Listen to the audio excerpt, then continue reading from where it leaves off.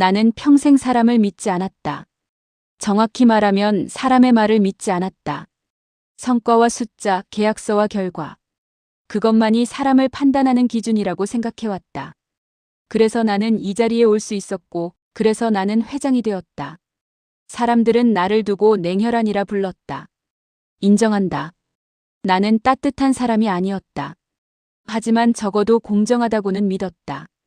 누구에게나 같은 기준을 적용한다고 나 스스로에게는 그렇게 말해왔다. 그 믿음이 흔들리기 시작한 건 며느리 때문이었다. 처음부터 마음에 들지 않았다. 아들이 데려왔을 때부터 그랬다. 말수가 적었고 웃음도 얌전했고 눈에 띄게 욕심을 드러내지도 않았다. 나는 그런 사람을 믿지 않는다. 야망이 없는 사람은 없고 드러내지 않는 욕심은 더 위험하다고 생각했기 때문이다. 아버지, 인사드립니다. 그 여자는 고개를 숙이며 말했다. 목소리는 차분했고 눈빛은 흔들리지 않았다. 그날 나는 알았다. 이 여자는 계산이 빠른 사람이라고. 결혼식 날에도 그 이후에도 그 여자는 한 번도 내 앞에서 자기 이야기를 하지 않았다. 보통의 며느리들은 은근히 자신의 집안 이야기를 꺼내고 불편한 부탁을 에둘러 말하고 작은 호의를 큰 은혜처럼 받으려 한다. 그런데 이 여자는 달랐다. 너무 달랐다. 그게 오히려 거슬렸다. 아버님, 식사 준비되었습니다. 식탁에서도 그랬다. 필요한 말만 했다. 더도 덜도 아니었다. 아들은 그게 좋다고 했다. 조용하고 현명하고 부담을 주지 않는 사람이라고. 나는 속으로 생각했다. 아직 본색을 안 드러낸 거겠지. 나는 평생 수많은 사람을 봐왔다. 사람은 결국 위기 앞에서 본 모습을 드러낸다. 그래서 나는 시험을 좋아했다. 계약을 일부러 불리하게 만들고 조건을 애매하게 던지고 사람이 어떤 선택을 하는지 지켜봤다. 대부분은 욕심을 드러내거나 핑계를 대거나 책임을 밀었다. 그걸 보면 나는 안심했다. 내 판단이 틀리지 않았다는 증거니까. 며느리도 그럴 거라 생각했다. 아니, 반드시 그럴 거라고 믿고 싶었다. 결정적인 계기는 아들의 말 한마디였다. 아버지, 그 사람은 정말 다릅니다. 그 말이 내 신경을 건드렸다. 사람은 다르지 않다. 상황이 다를 뿐이다. 나는 그걸 증명하고 싶었다. 아니, 증명해야만 했다. 그래야 내가 평생 쌓아온 판단 기준이 무너지지 않으니까. 며칠을 고민했다. 직접 묻는 건 의미가 없었다. 사람은 질문 앞에서 연기한다. 그래서 나는 내 방식대로 하기로 했다. 직함을 버리고 이름을 숨기고 권위를 내려놓고 그 여자 곁으로 들어가 보기로. 며느리를 시험하기 위해서. 회장님, 그건 너무 위험한 생각입니다. 비서가 말했다. 그는 나를 오래 보좌한 사람이었다. 위험하지. 그래서 의미가 있지. 나는 짧게 대답했다. 하청업체 말단으로 들어가신다고요? 그래. 연세도 있으시고. 그래서 더 좋다. 나는 웃지도 않았다. 이건 장난이 아니었으니까. 그날 밤 집으로 돌아와 혼자 앉아 있었다. 거울 속의 나는 백발의 노인이었다. 사람들은 이 얼굴만 보고도 고개를 숙였다. 그게 싫어졌다. 이번만큼은 아무도 나를 알아보지 않는 곳에서 사람을 보고 싶었다. 아니, 며느리를 보고 싶었다. 며느리가 근무하는 곳은 계열사 하청업체였다. 말단 계약직, 누구도 관심 갖지 않는 자리. 그 자리에 내 이름 석자를 지우고 다른 이름을 적었다. 서류를 제출하며 손이 잠시 멈췄다. 이 나이에 이 위치에서 이런 짓을 한다는 게 우습기도 했다. 하지만 멈추지는 않았다. 첫 출근 날 아침 나는 평소보다 일찍 일어났다. 정장을 입지 않았다. 값비싼 시계도 차지 않았다. 거울을 보며 중얼거렸다. 오늘부터는 회장이 아니다. 그 말이 이상하게 가볍게 느껴졌다. 회사 건물은 내가 알던 세계와 달랐다. 낡은 복도, 낮은 천장, 어수선한 분위기. 누군가는 나를 스쳐 지나가며 말했다. 아, 저쪽이에요. 신입. 그 말 한마디에 내가 얼마나 많은 걸 잃었는지 그때는 몰랐다. 아니, 잃을 거라고는 생각조차 하지 않았다. 며느리는 나를 처음 봤을 때 잠시 눈을 마주쳤다. 아무 말도 하지 않았다. 아무 표정도 짓지 않았다. 그저 가볍게 고개를 끄덕였다. 그게 전부였다. 나는 속으로 생각했다. 역시다. 관심도 없군. 그날 나는 확신했다. 이 시험은 내가 이길 거라고. 하지만 그때는 몰랐다. 그 여자가 나의 인생에서 가장 불편한 질문을 던질 사람이 될 줄은. 첫날은 조용히 지나갔다. 아무 일도 일어나지 않은 것처럼 보였다. 그게 더 불쾌했다. 나는 평생 어디에 있든 중심에 서 있던 사람이었다. 회의실에서도 식탁에서도 심지어 침묵 속에서도. 그런데 이곳에서는 아무도 나를 보지 않았다. 정확히 말하면 보지만 신경 쓰지 않았다. 아저씨, 거기 말고요. 이쪽. 젊은 직원 하나가 손짓으로 나를 불렀다. 말투는 명령에 가까웠다. 눈은 마주치지도 않았다. 나는 잠시 멈칫했다. 본능적으로 반박하려다 입을 다물었다. 오늘 나는 회장이 아니었다. 업무는 단순했다. 정리, 전달, 청소, 반복. 머리를 쓰는 일은 없었다. 생각하지 않아도 되는 일이었다. 그게 오히려 힘들었다. 사람은 자신이 쓸모없다고 느끼는 순간부터 늙기 시작한다. 나는 그걸 처음으로 체감하고 있었다. 점심시간이 됐을 때 직원들은 삼삼오오 모여 앉았다. 나는 혼자였다. 누군가 내 옆에 앉을까? 잠시 기대했다. 기대하지 말았어야 했다. 아, 거기 앉으시면 안 돼요. 한 여직원이 말했다. 거긴 팀장 자리라서요. 나는 아무 말 없이 자리를 옮겼다. 그녀는 미안해하지도 않았다. 그럴 이유가 없다는 듯. 그때 며느리가 들어왔다. 도시락을 들고 있었다. 항상 그렇듯 조용했다. 그녀는 나를 보더니 잠시 멈췄다. 그리고 말했다. 여기 앉으셔도 됩니다. 그 한마디였다. 목소리는 작았고 주변의 시선을 끌지도 않았다. 그녀는 자기 자리에 반을 내주듯 조금 옆으로 비켜 앉았다. 나는 그 자리에 앉으며 속으로 생각했다. 연기겠지. 사람은 보고 있을 때만 친절하다. 식사 중에도 그녀는 말을 많이 하지 않았다. 그저 필요한 것만 물었다. 불편하신 건 없으세요? 나는 고개를 저었다. 그녀는 더 묻지 않았다. 그 태도가 이상하게 거슬렸다. 오후가 되자 몸이 느려졌다. 계단을 오르내리며 숨이 찼다. 나는 내 몸을 믿어왔다. 나이는 숫자일 뿐이라고. 그건 오만이었다. 아저씨, 빨리 좀 해주세요. 누군가 말했다.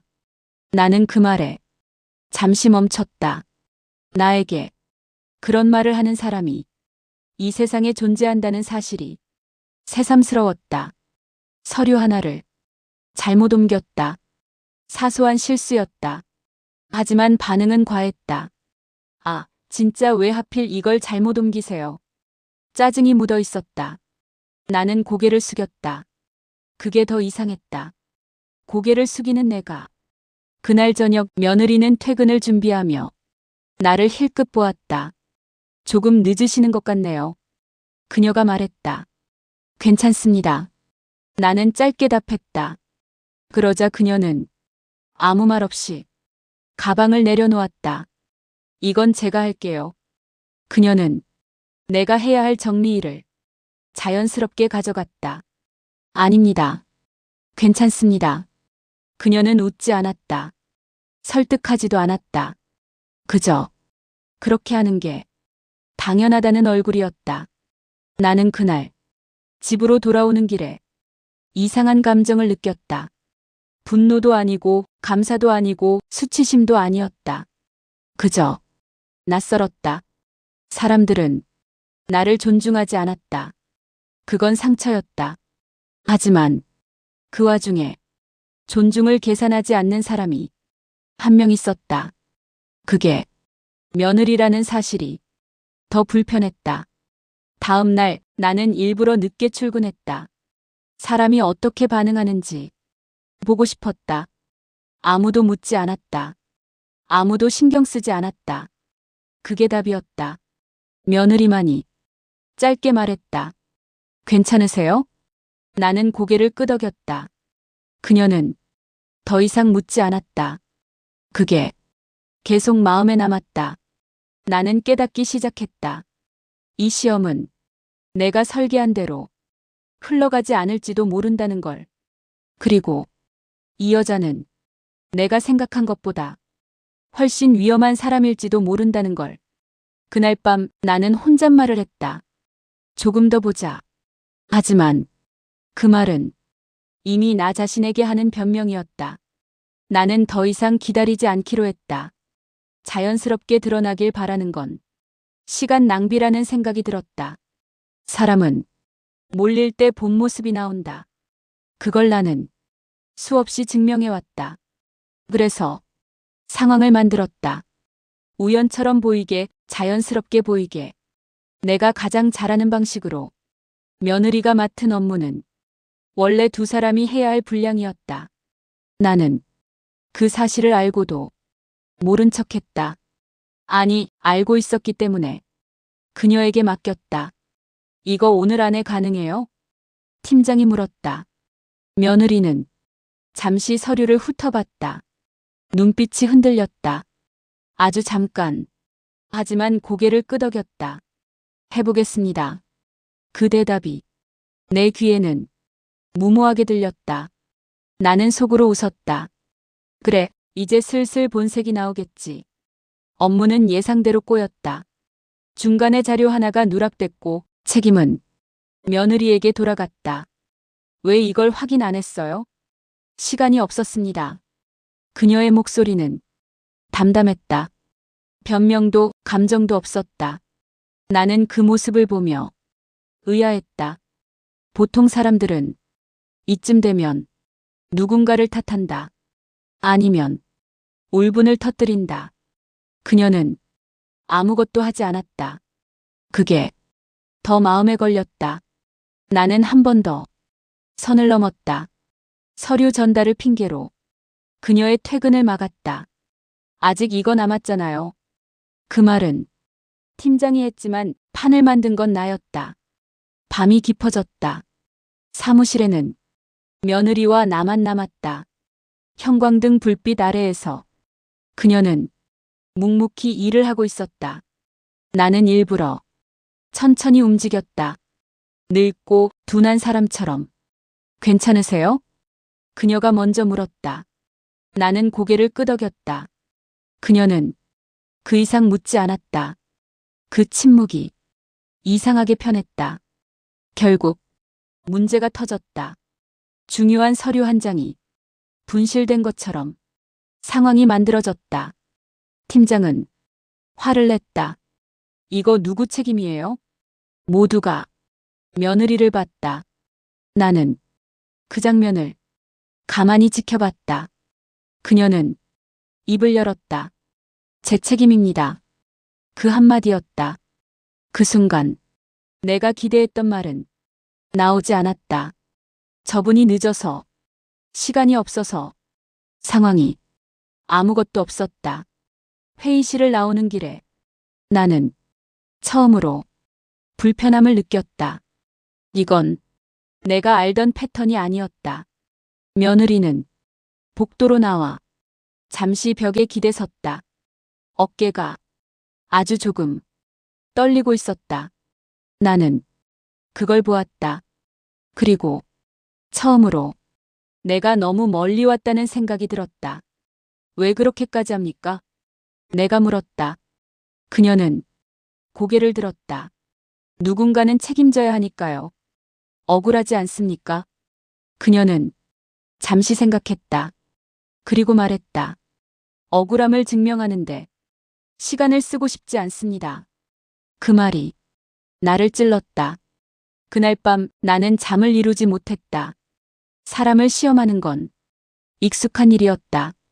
하지만 이상하게도 이번엔 내가 시험대에 오른 기분이었다.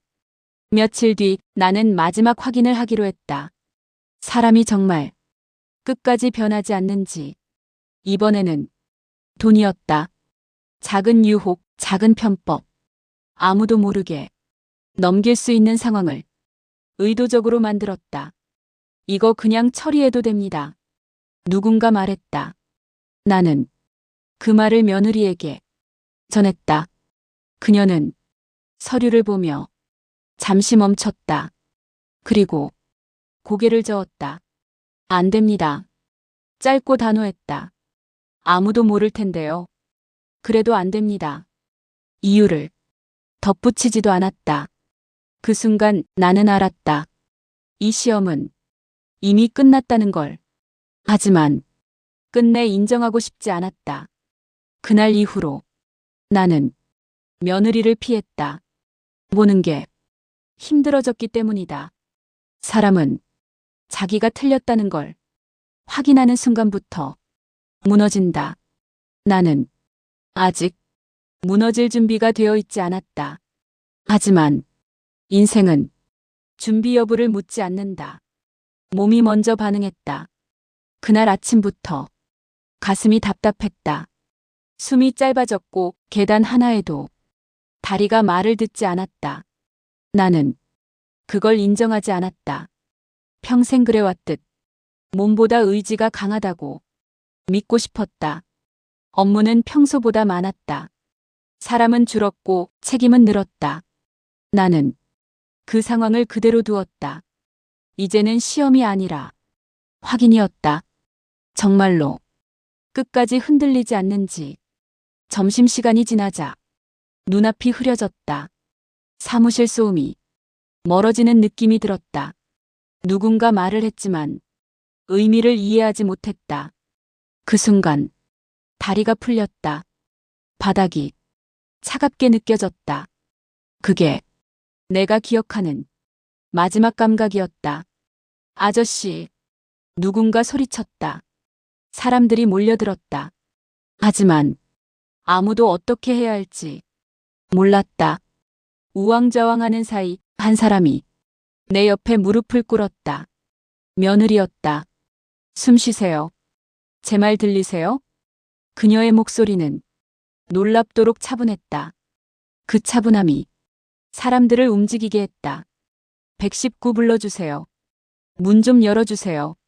지시가 자연스럽게 이어졌다.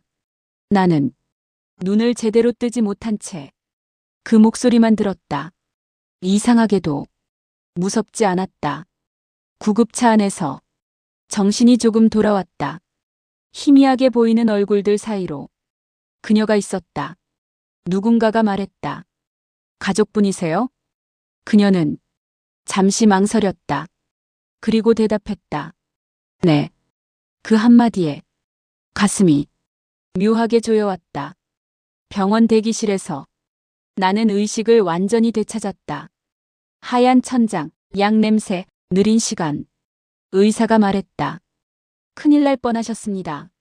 나는 아무 말도 하지 않았다. 그 말이 나를 위한 게 아니라는 걸 알고 있었기 때문이다. 며느리는 조용히 옆에 앉아 있었다. 그녀는 왜 여기까지 왔는지 설명하지 않았다. 묻지도 않았다. 왜 왔습니까? 내가 먼저 물었다. 필요해 보여서요. 그게 전부였다. 나는 그 말에 아무 대답도 하지 못했다. 아들이 도착했을 때 그는 놀란 얼굴로 나와 며느리를 번갈아 보았다. 아버지 여긴 어떻게? 나는 아무 말도 하지 않았다. 말을 할수록 모든 게 드러날 것 같았기 때문이다. 며느리는 아들에게 상황을 설명했다. 과장도 없었고 불필요한 말도 없었다.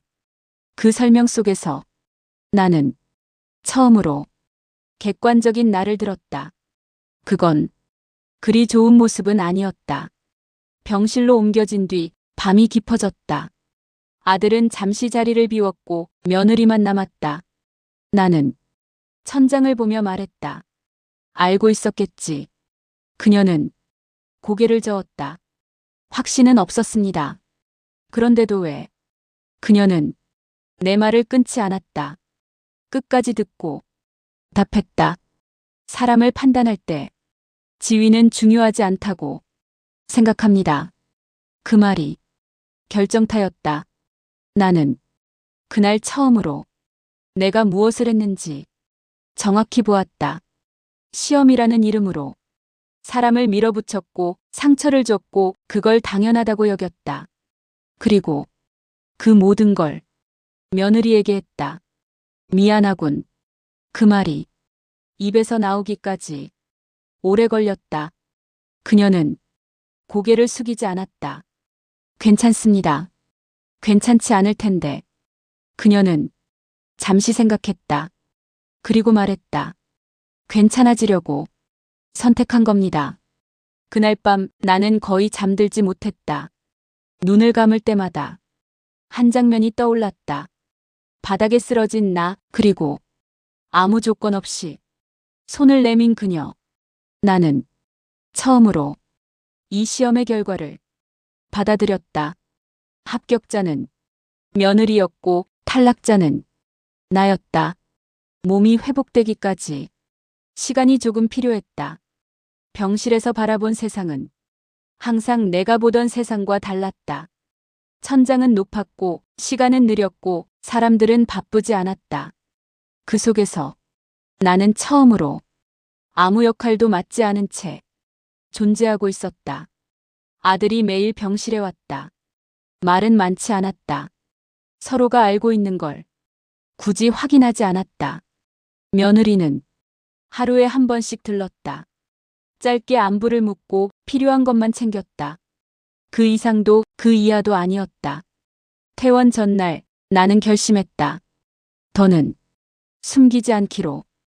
회사로 돌아간 날 나는 사람들을 한자리에 모았다. 며느리도 그 자리에 있었다. 나는 천천히 말했다. 나는 이 회사의 회장이다. 순간 공기가 멈췄다. 사람들의 얼굴이 하나둘 굳어졌다. 며칠 전까지 여러분과 함께 일한 그 노인 말입니다. 누군가는 고개를 숙였고 누군가는 눈을 피했다. 나는 그 반응이 당연하다고 생각했다. 며느리는 아무 말도 하지 않았다. 표정도 변하지 않았다. 그게 가장 힘들었다. 나는 한 사람을 시험하려고 이 자리에 들어왔다. 그 말을 할 때 가슴이 조여왔다. 그리고 그 시험은 완전히 실패했다. 나는 며느리를 바라보았다. 당신을 시험했다. 그 말이 너무 늦었다는 걸 알고 있었다. 잠시 침묵이 흘렀다. 사람들은 숨소리조차 조심했다. 그때 며느리가 입을 열었다. 저는 시험 받고 있다는 걸 알지 못했습니다. 그녀의 말은 차분했다. 그래서 시험에 응한 적도 없습니다. 그 말에 나는 고개를 끄덕였다. 그게 유일한 답이었다. 나는 회사에 남아있지 않겠다고 선언했다. 며느리의 인사평가에도 관여하지 않겠다고 말했다. 보상도 특혜도 모두 없다고. 사람들은 안도했고 또 불안해했다. 나는 그 모습이 익숙했다. 집으로 돌아온 날 밤 나는 며느리를 불렀다. 둘만 남았을 때 나는 말했다. 내가 틀렸다. 그 말이 어려웠다. 당신은 내가 키운 어떤 임원보다 더 단단한 사람이었다. 며느리는 고개를 숙이지 않았다. 대신 말했다. 아버님도 변하셨습니다. 그 말에 눈이 아려왔다. 나는 마지막으로 부탁을 했다. 회장으로가 아니라 한 사람으로 살아도 되겠습니까? 그녀는 잠시 생각했다. 그리고 말했다. 그건 아버님이 스스로 선택하셔야 합니다. 그날 이후 나는 더 이상 사람을 시험하지 않았다. 사람은 증명하는 존재가 아니라 존재 자체로 존중받아야 한다는 걸 너무 늦게 배웠기 때문이다. 며느리는 여전히 조용했고 여전히 같은 태도였다. 내가 누구든 어디에 있든 그게 내가 얻은 가장 큰 패배였고 가장 값진 승리였다. 나는 이제 안다. 사람의 가치는 직함이 아니라 태도에서 드러난다는 걸. 그리고 그 태도를 나는 며느리에게서 배웠다.